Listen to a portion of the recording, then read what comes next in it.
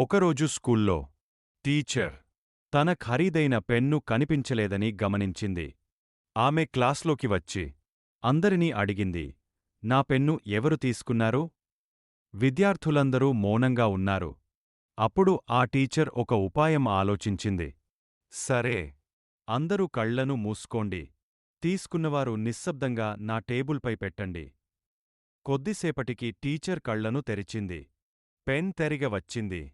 కాని ఆమె ఎవరినీ అడగలేదు. క్లాస్ ముగిసే సమయంలో టీచర్ మెల్లగా చెప్పింది, తప్పు చేయడం పెద్ద విషయం కాదు, కాని దాన్ని సరిదిద్దుకోవడం అదే నిజమైన ధైర్యం.